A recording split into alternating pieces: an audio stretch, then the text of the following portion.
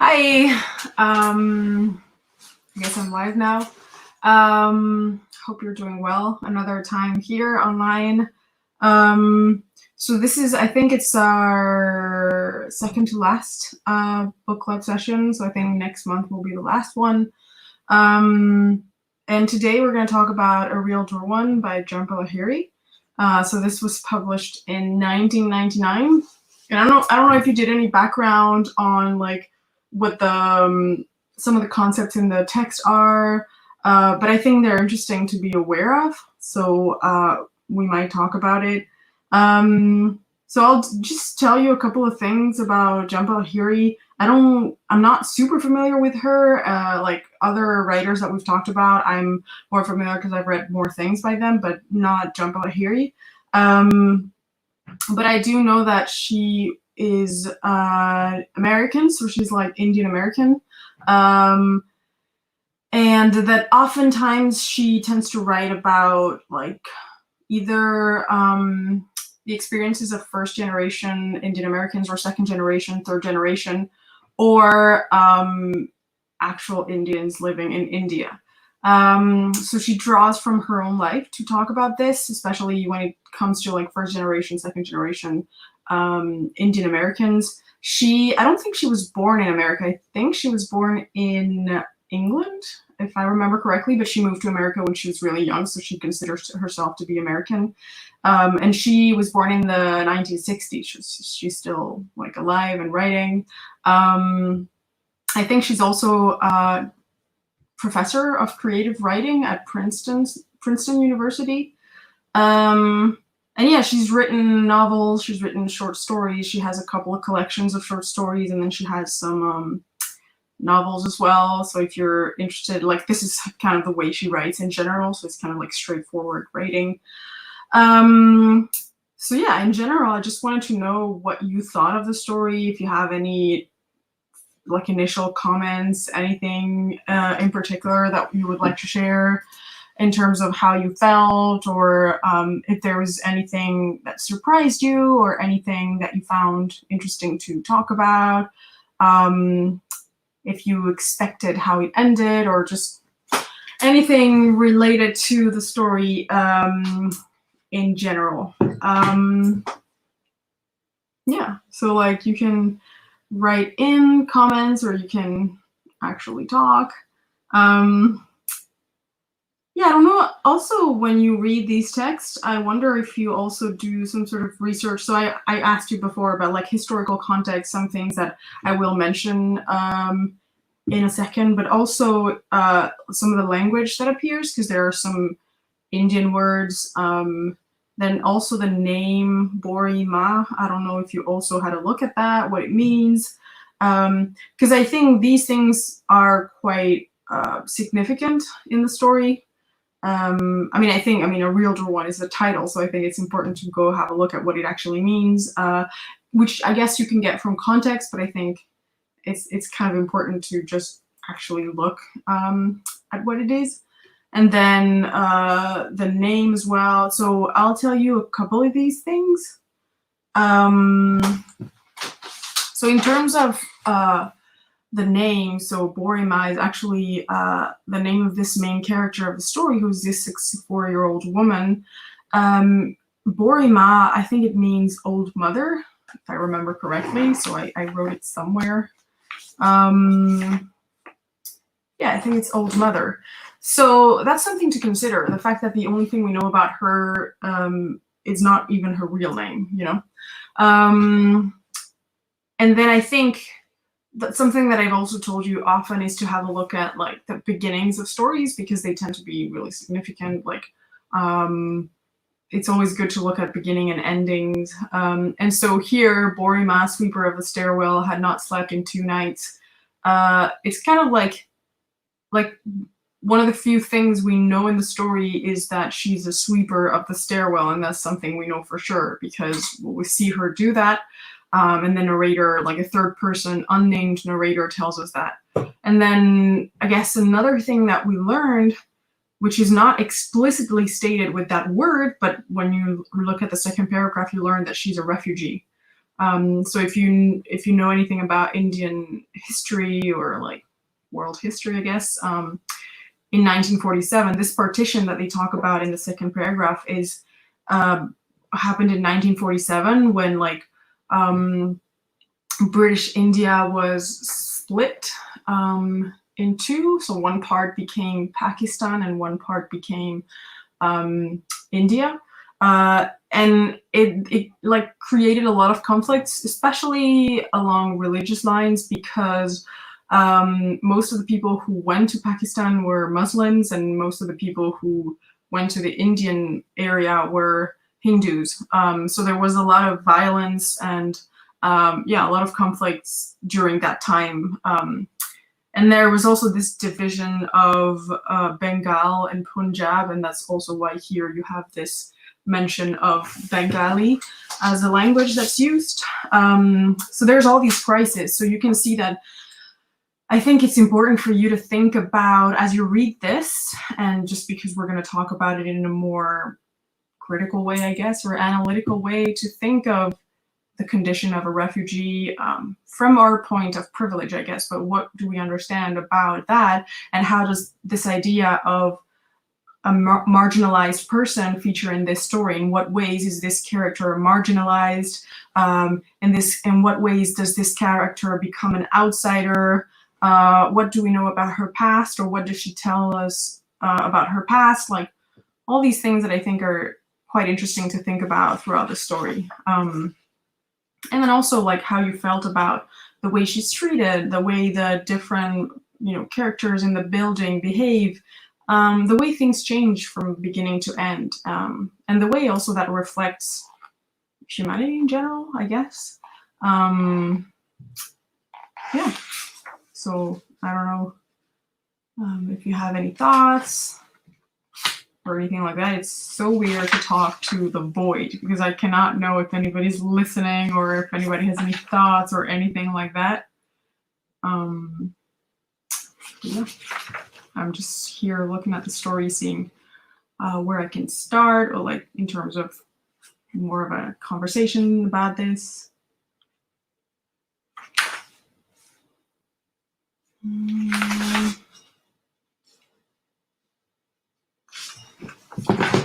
Yeah, I guess so. It's like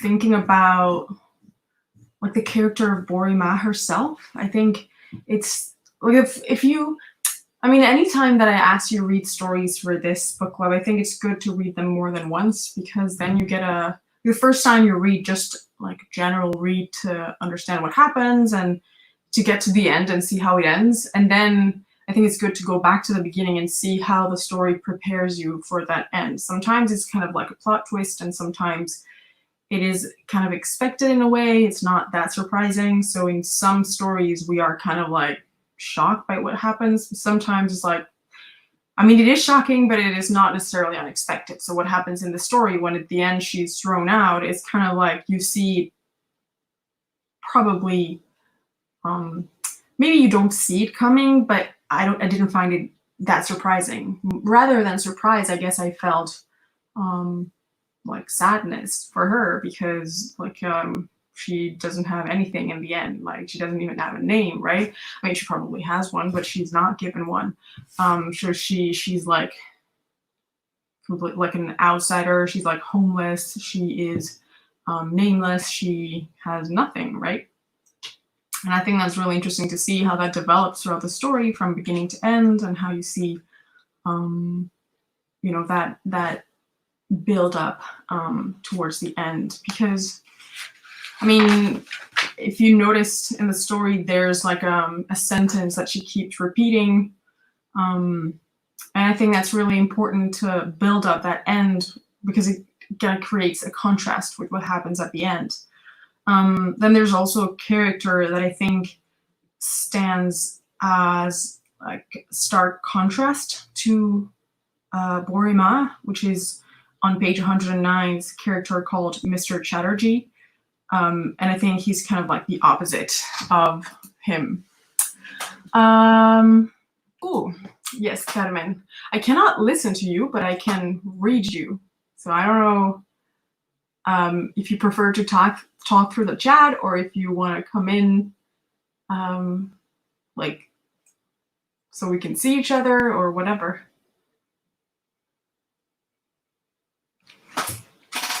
It's all very confusing. Also, it's like so hot in this room. Yeah, so you felt sadness at the end. You go out and you come. Okay, so let's see if that works now.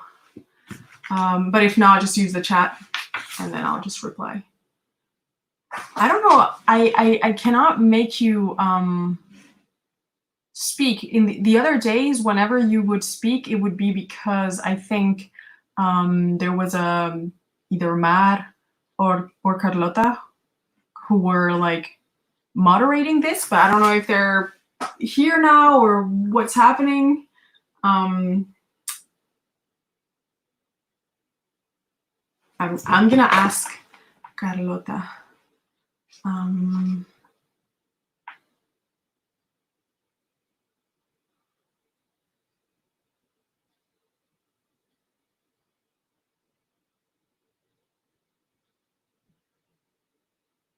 But I'm not, like, I didn't create this link, so I cannot allow you to speak because I cannot see you anywhere. Like, if I were the moderator or the like creator of this, I would definitely be the one to do this, but I'm not, so I don't know how to do, like, I have no option here. It's like stop video or like share the screen. Like, there's nothing that I can do. So I'm just asking Carlota if I'm fine.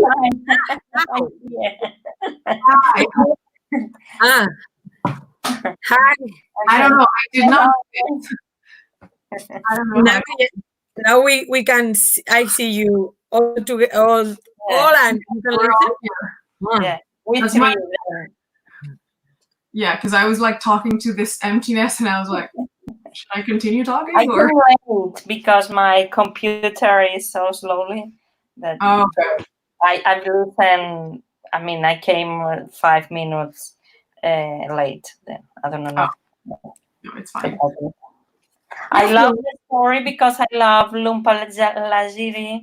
I read the book, The Namesake. I haven't read it. I haven't read that. For me, is amazing because it's just, I don't know. It's the kind of way that she explains the story of somebody that is not. In this case, it's a refugee in the story, but in the book is immigrant. Yes, the son of an immigrant. And yeah, I think in English we call that like a first generation or second generation. Yeah, the first generation in the USA.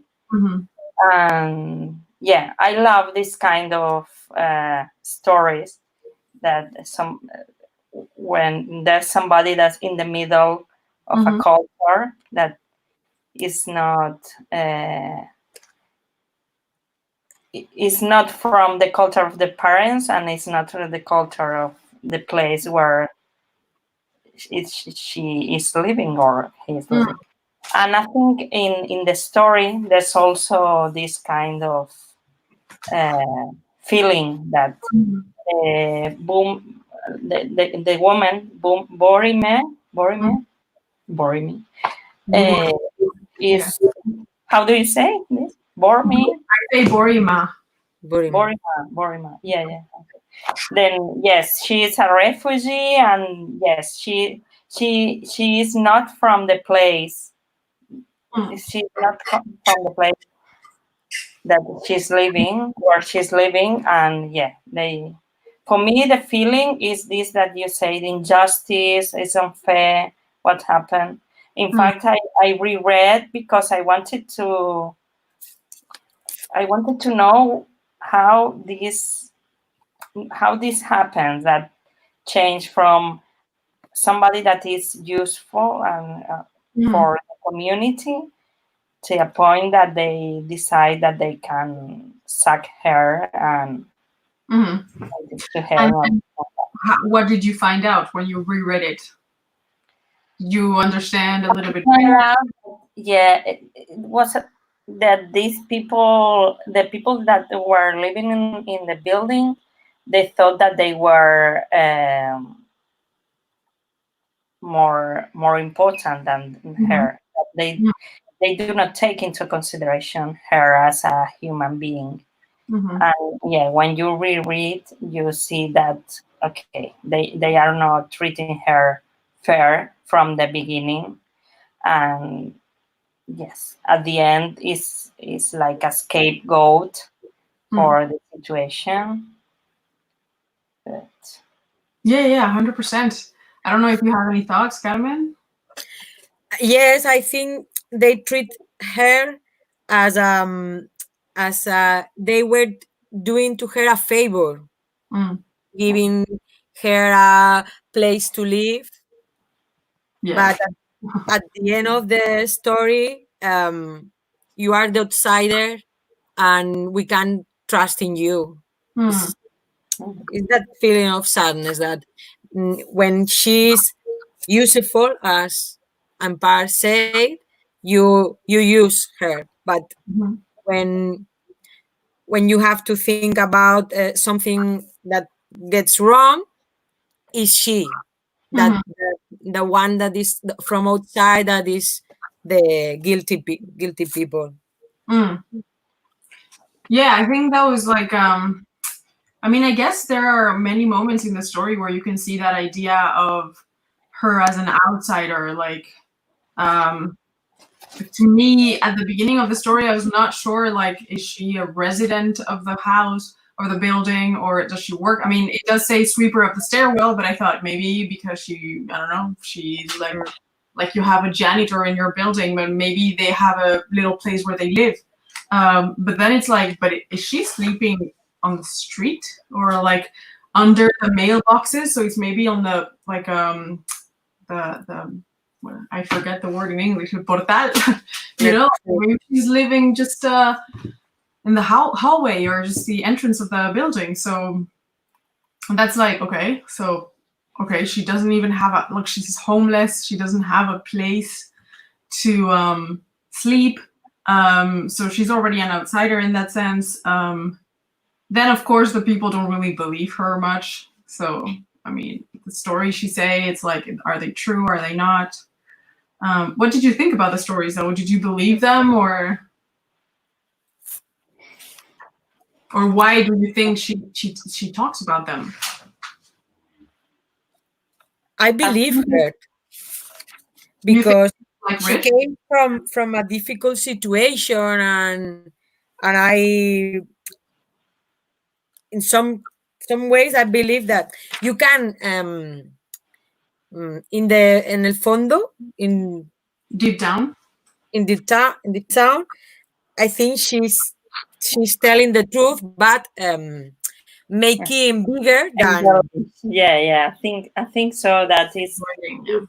it's I think it's true, but she's putting in a beautiful way. Maybe Hmm. for sure she had to be a person with a family and a house and good conditions. Mm-hmm. Maybe not as good as she explains, Mm-hmm. but yeah, I think yeah.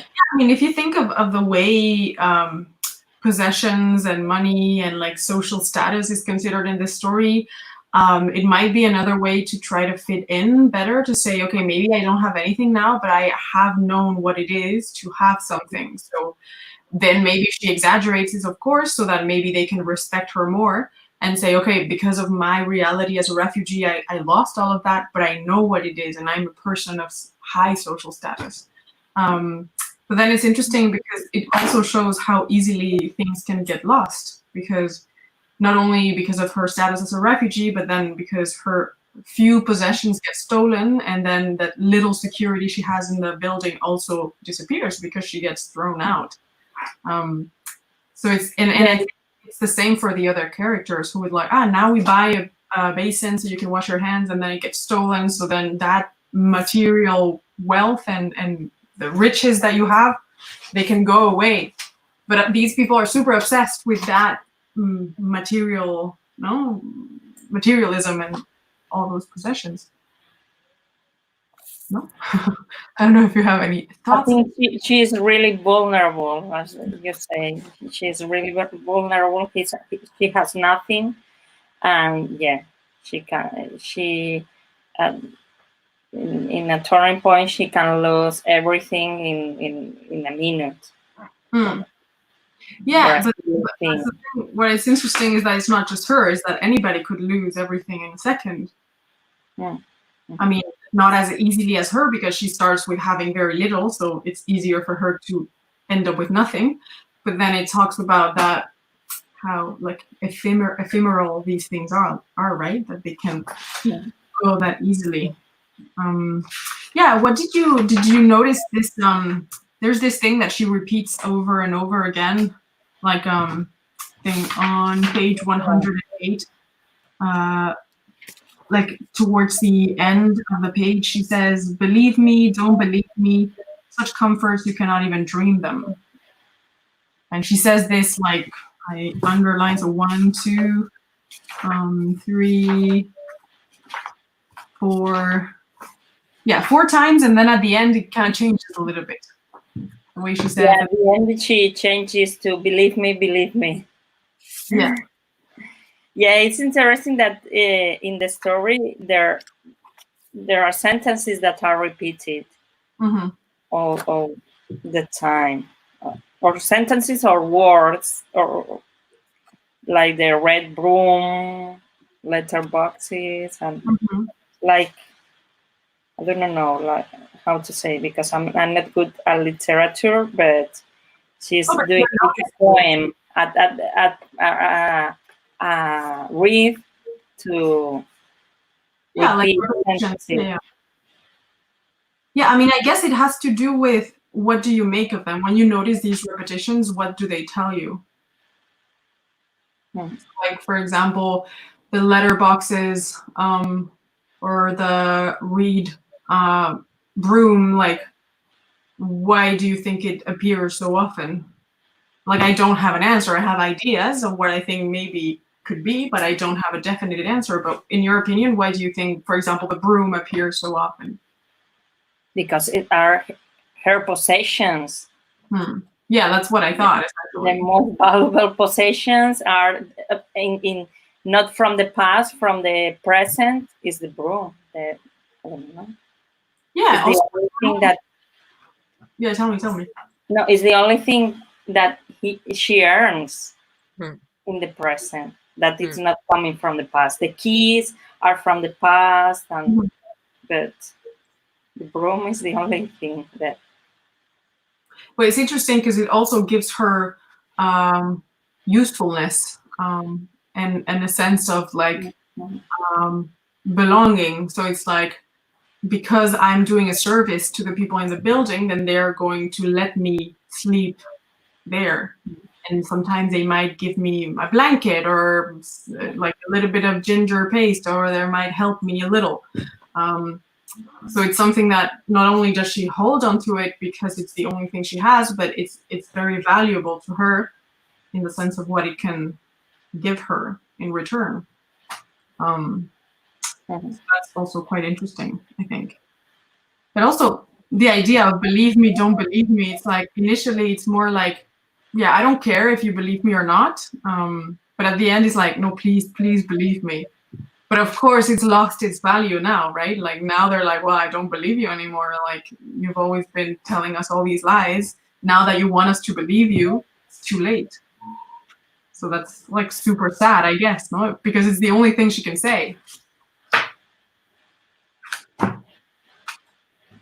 Yeah, but it's really sad and unfair that they think that she is guilty because she did nothing. And yeah, she was protecting the door because she was there all the time, but it was not her fault not to be there at that moment. No, because it's like they actually pushed her out. Like she couldn't do her job because the stairwell was always busy. So she said, okay, well then I'm gonna go for a walk, right? The only exercise I can get normally is like going up and down the stairs, and now I can't even do that. So, well, I'll just try to walk for a while.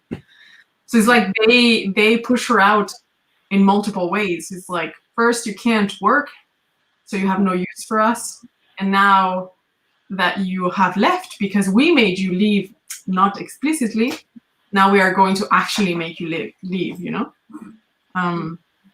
So it's like, I think like that violence that I was telling you about in like the conflict with the partition and India's history, I think in this story it's more like is a very passive type of violence, in the sense that it's very indifferent. So it's like people who are indifferent.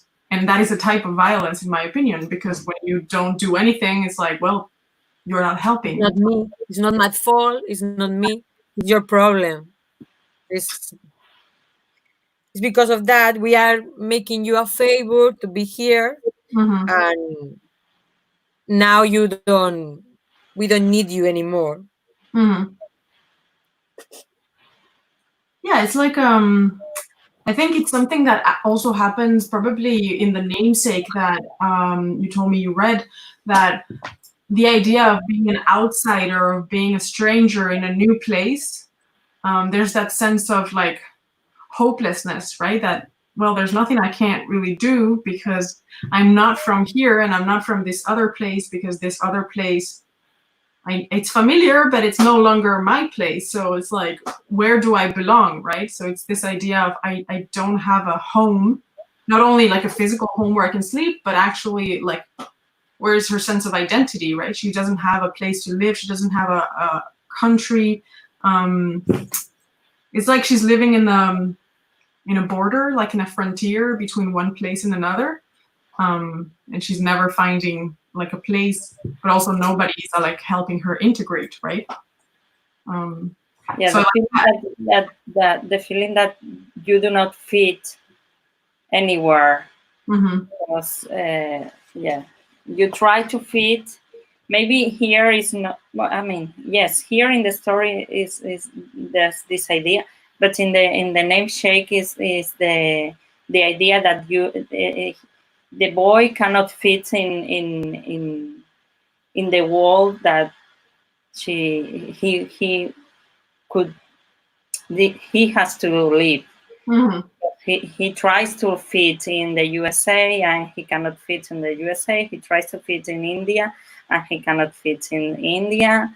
And yeah, this way that you do not belong to anywhere. I think also oftentimes it's interesting that the story focuses on that person who cannot fit in. But it's like there are two sides. It's like that person trying to fit in, and also the society around him that's not helping him, that's not accepting him. And in this case, it's the same. This society that kind of pretends to help, or sometimes they do this little thing, but when they see the possibility to improve their own life, they kind of forget about this person. So like the only character in the story who's kind of nice, who's like Mrs. Dalal, the moment that the husband gets some money, they're like, goodbye. Like, I'm just gonna go travel for a bit and yeah. But the thing is, I do not know if she's really kind to her, or only she is not. She is not aware of what her words are, or her promises are a hope for her. I mean, she's saying things without really thinking about what are in what way are going to affect the character, the bo. I can't remember, Borima. Yeah. So you think like things like, okay, I am a good woman, and I'm going to give you this, and I'm going to give you that, but she's not feeling what she's feeling. It's not empathizing. Really, she's not empathizing with It's that. like pretending. You feel like it's more like, I'm a good person in theory, but I don't really care. Yeah, It's I a think so. feeling. I guess, yeah, like that makes total sense, because the whole story has to do with like pretense and lying and truth, and like everybody here is kind of pretending. They kind of start competitions. They're really jealous because they want to be kind of the richest. Even in this building that has no, like the windows have no glass, like it's like a really poor area. But even then, they are like obsessed with this idea of, which makes total sense, like trying to improve it, right? But it's interesting what they decide to buy. And I think even Mrs. Dalal, at some point, she was like, but I've always wanted a fridge. Why can't we have a fridge? And you've decided to buy 2 basins. Like, what do we do with 2? To the point where they have to put it in the stairwell because they don't need it, really. And it's like, oh, I guess I'm just a charitable person. I'm going to let everybody in the stairwell enjoy my riches and my wealth. Which is like, it's a very odd way to spend money when you have very little money. Again, I understand that when you don't have a lot of money and you get some money, the first thing you want to do sometimes is like buy something for yourself. It's not like, oh, I'm going to buy something practical. Sometimes it's like, no, I want to give myself a present. And so it's not always the most logical thing. But still, it feels interesting that the things that these people start buying are not always, it's more like showing off, no? Like, look at all the things we have.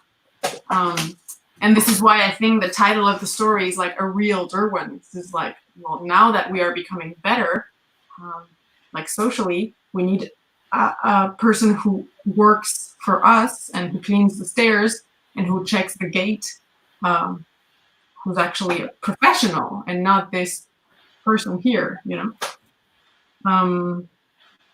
which is like super tragic, because it's like, to me, it feels like she's an object, like you can throw her out, like, okay, goodbye, next. Yeah. I think this idea of the outsider, I also noticed, there's on page 114, there's a moment, where is it? Where she said, the second paragraph at the end, it says, so she goes to visit some people, sometimes she goes to their houses, and it says, knowing not to sit on the furniture, she crouched instead in doorways and hallways and observed gestures and manners in the same way a person tends to watch traffic in a foreign city. So like, she doesn't really know, like she does not sit on the furniture, she doesn't sit on a chair or on a sofa. Instead, she's just like crouching there like a, like a child or something. And I think it's interesting that she sits in doorways, because doorway is like el umbral, no, de una puerta. So she's always in between, which is, I think, in terms of a metaphor, it's more like she's always in between these two worlds, right? Of the past and the present. She's always living in the past, but she exists in the present. So she's kind of, again, in the limits of both worlds. And I think it's interesting that I think it's very obvious, because the narrator says just the same, just like a person in another city, like in a foreign city that we don't know, So it's like she is an outsider. She is a foreigner. Yeah, like I found that's very sad. And do you remember this character, Mr. Chatterjee? I don't really know how to pronounce it, but I think he appears first on page 109 at the very bottom of the page. This is like somebody that everybody has to listen to, but nobody knows why, because she did nothing. Not because they say that he haven't left the building since independence, So like, is this person who's not moving at all. He's always in the balcony. He doesn't read the newspaper. He doesn't change his views. He's like immovable, like fixed, you know? Yeah, and the fact is the one that says that she has to leave. Oh, yeah. The one who decides. Yeah. But because sorry. In the building, the people thinks that Chandri is as the shaman, as the like the wise man who knows. The wise man. Yeah. And he's only a man that, how you say, he is doing nothing, but maybe it's like the president is el señor Cuesta. Well, I guess also it has to do with like, he says it himself that on page 109, she says, she is the victim of changing times. So he has not opened a newspaper because he lives in the past and he refuses to see that the present is changing and that India has changed, that it's not like the British Empire like in the past. Now it's different, and he has to accept that. And I think he's not accepting that. And Bori Ma is like the opposite of him because she represents that change. She is this new type of person, like a refugee who is, you know, like representing a new world and a new era for India. So the fact that he's the one that makes that decision is very significant, because it's like, oh, I don't want change. I refuse to have change. So let's get this person out and let's get a real gatekeeper that will actually just do what they have to do, and that's it. Yeah. Which is interesting too, because she actually does her job. She doesn't do anything other than her job. So it's just, again, like people who don't want to, like, how can I say, like, give her any type of, well, the benefit of the doubt, you know. They're like, this person is inventing stuff. This is a stranger. We're gonna give her some newspapers to sit on the street, and that's where she sleeps. And it's like, but what, like, it's very, I don't know. It's just like tragic. They do not consider her as a human being, and they maybe it has to be with the caste system in India. Sure. I was thinking about it. They do not say nothing about the different castes, but maybe could be that. They talk about caste, but they talk about her, like, her Bengali accent. So they do make a point of saying that she's different because she has a different accent. So it's not exactly maybe the caste system, but it is that idea of difference and like, I am superior than you and all of that, right? Which is still happening in India, right? I think there's a lot of conflicts now. I don't know a lot about India, but I think it's still happening a lot, that there's this difference between different parts of India and the way people, like... In fact, it's been horrible now with the COVID. Have you seen?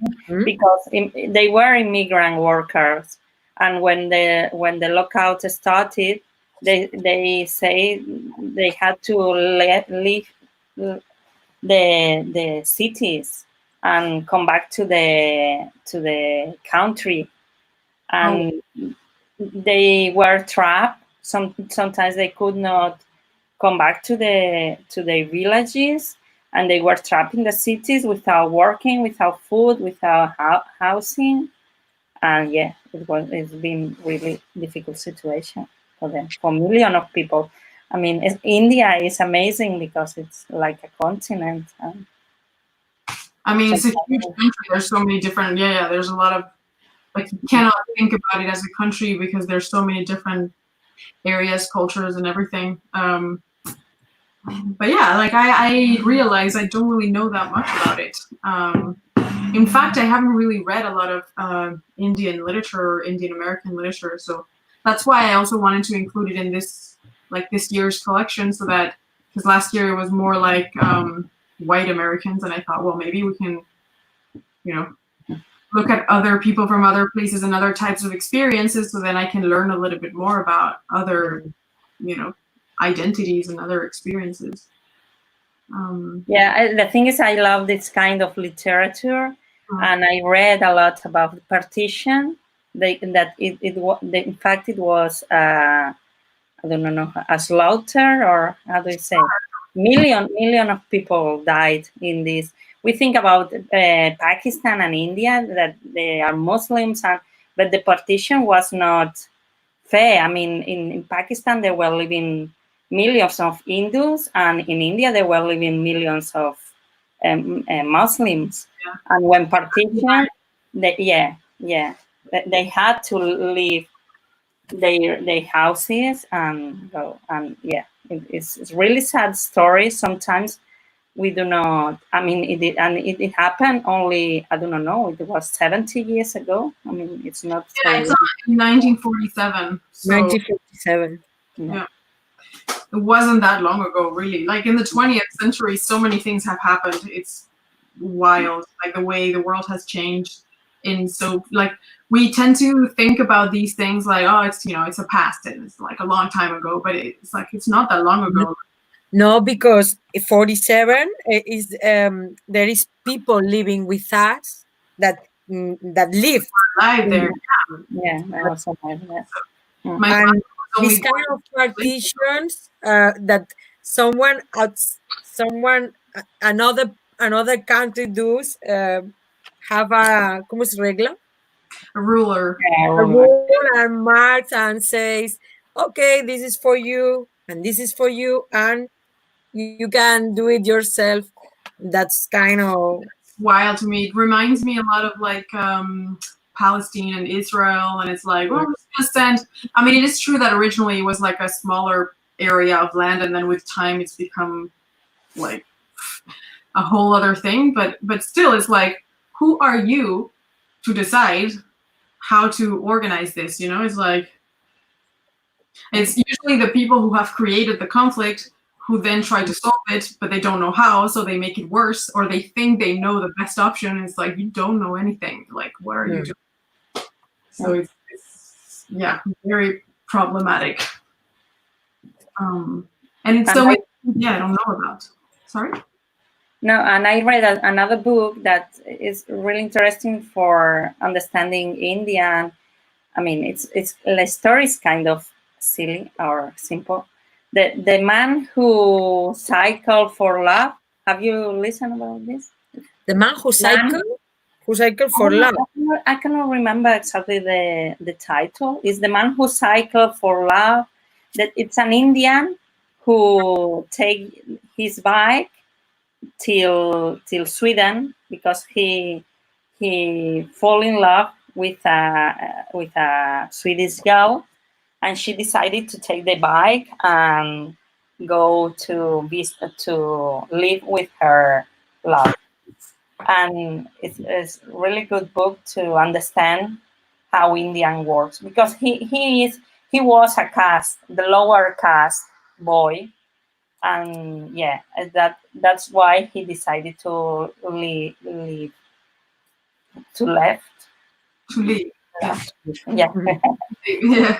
Left to leave India because he considered he has no possibilities inside India. Even if he said it was the modern India where it is supposed, where the castes are not so important, because it's a democracy where everybody can vote, and it is supposed that there's freedom and everything.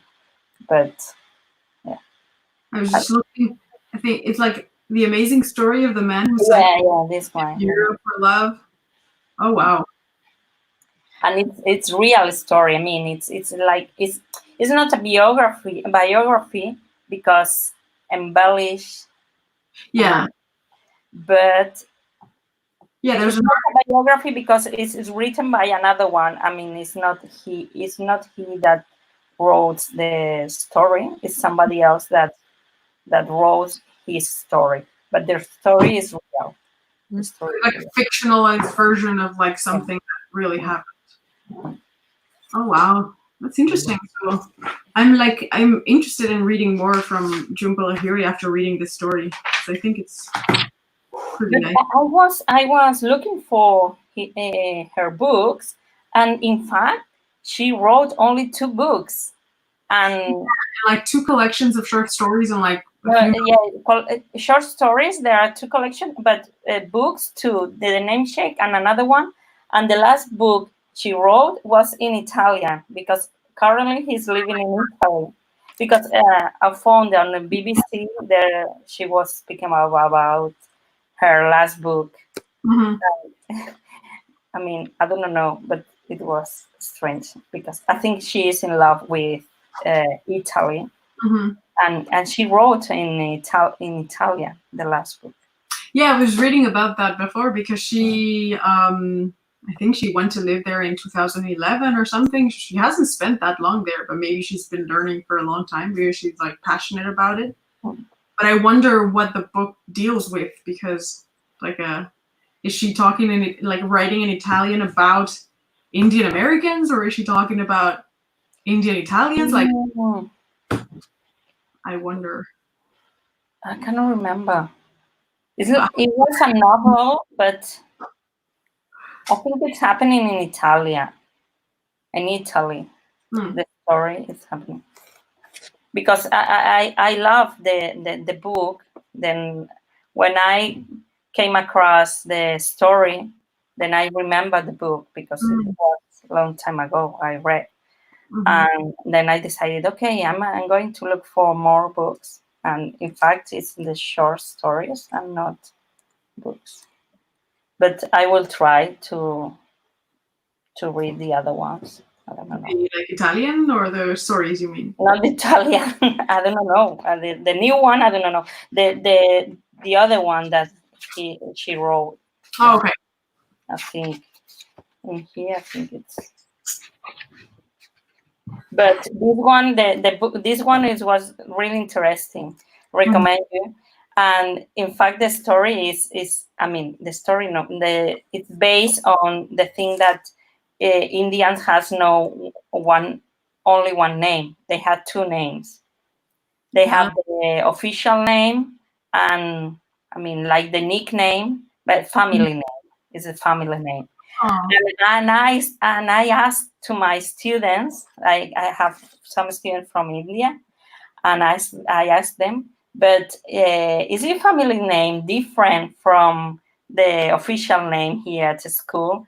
And they told me, yeah, it's true. My name is, and it was funny because. Oh, wow. Yeah. So then, because I was reading about her that, so the second novel is called The Lowland, and that her full name is like Nilanjana Sudeshna Lahiri, and then it says Jumpa between inverted commas. So maybe Jumpa is her. Yeah, because Jumpa is the family name. Is the family. Yeah, not family. I mean, it's like a nickname that only could use the family. In yeah. Oh, yeah. The official name. Wow. Okay. Because they do not give the official name till they are 1 or 2. And when they are born, they gave one name, and after 1 year or 2, they gave the other name. Wow. Yeah, it's really interesting. And I mean, and the story of this book is that it's a boy that only has the nickname, the family name, not the official, because never the grandmother has to send a letter with the official name, but the letter never arrives. Oh, wow. And he has only one name, and this is really important that he's half.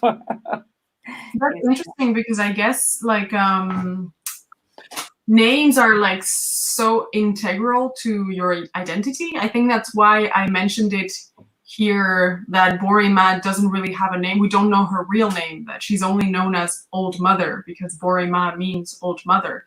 And so we don't know her. I missed this, then I didn't know. I haven't heard because I was not I arrived late, then that's why. Okay, yeah, so I mentioned it at the beginning that I did some research and I read that Borima means Old Mother. So maybe that's like a nickname they give her, but we don't really know her actual name.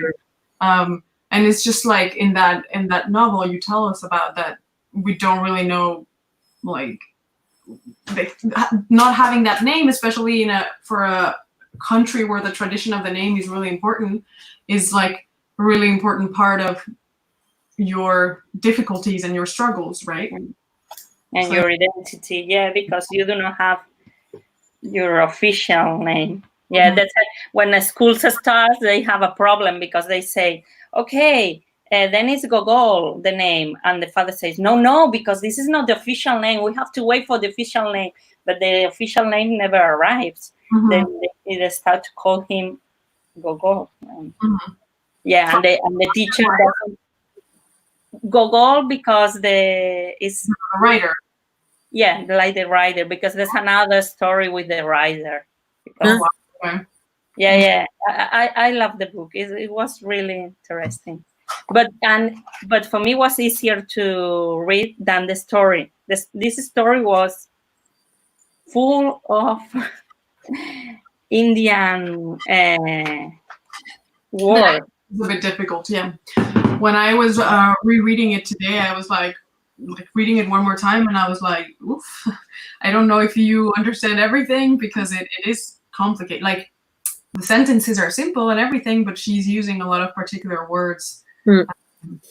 For me, it's like, maybe, I don't know, I have no idea of literature, but I think Indian authors are like, you know, the Isabel Allende, you know, the Realismo Mágico, because they are using, because sometimes the words in English are not, I mean, I know these words in English, but here are used in different way. Like, yeah, then that's what words have to me, it's more like, not that the word themselves are used differently, but she makes strange comparisons. And sometimes I think, what? Like when she's talking about the quilt that she sleeps with, it's like it became yogurt or something. And I was like, what? But then again, yogurt is also very traditional of India. So maybe like that's something more cultural, where it's like it disintegrated because of the rain. And so she makes that comparison, but it's like not obvious to pick on, you know? Yeah, I don't know. And words that come directly from the one that you say, the Pash, I don't know what you say, Durwan. Durwan, I have no idea. Durwan, and the one that struck me, because I looked for, and it was silly, because we know the Almari, l'armari, Almari. Where was el armari? Es un armari. But it's not possible, Almari, to be. It's not English, yeah, it's Hindi. In Hindi, they said Almari in 107 and 7, the rosewood Almari. In like the first paragraph, or the second? In the second. Almari. Oh wow. Almari is armari. Wow. Yeah, this word. A closet, I guess, or a wardrobe. Wow. Yeah. I thought. Yeah. So maybe it has some influence from like Africa, like Morocco, from Latin. Gypsy. Maybe armario is a gypsy word, and they say that gypsies came from India. Maybe, yeah. But at the same time, al is usually the beginning of a lot of Arabic words, so I don't know if there's like I have no idea about this. Maybe like on the internet, there's usually that. Yeah, in fact, I found it trying with Google Images. I mean, it was not in the dictionary. Then I was Google Images, and there it was. Vale. Yeah, because it's for the context, I thought maybe something to put things or. So, but I didn't found the word because it's Hindi. The word is in Hindi. From what I read, is that it comes from Hindi, but originally it's from Portuguese. Okay. So then, the connection. Yeah. I don't know if you have any last comments, because it's 7 already. So anything else that you want to say about, that you like, that you didn't like, that I don't know. I like it. Good. I'm Yeah, happy. I love it, the story, and yeah. Well, I thought it was really nice. Yeah. Mm. Well, I mean, it was a sad story, but yeah, it is tragic. At the end, it's like, what's gonna happen to her? Like, you don't see any kind of hope, right? But yeah, I don't know. For next month, it's gonna be a bit strange because we're gonna read the last 2 stories of the book. Well, the book, The whatever. last 2 stories. Vale, okay. Sorry, one, I will post it on the chat, but it's I always say that. So it's Hills Like White Elephants from Ernest Hemingway. And then there's the other one, which is from a Cuban American writer. So we're changing completely. And it is like also a lot later. So they're not, I didn't put them together or anything. It's that, well, we have 2 more left, and it's like, well, let's try to read them, because Hemingway's story is quite short, so I think it's quite easy to read. And the other one, so we'll see how it works. But I think it's nice to have this Hispanic American writer, because we haven't read anything by anyone like that. So yeah, because that'll be a last session. okay. Maybe we can do it at the bookstore. Yeah. I wonder. Yeah, if we maintain like distance and everything, maybe. It's not like there's a million of us, so I think if there's like 5 of us, I think maybe it's more possible. We'll see what we can do. Yeah. Okay. Well, take care. Thank you very much. Bye. Bye. Bye.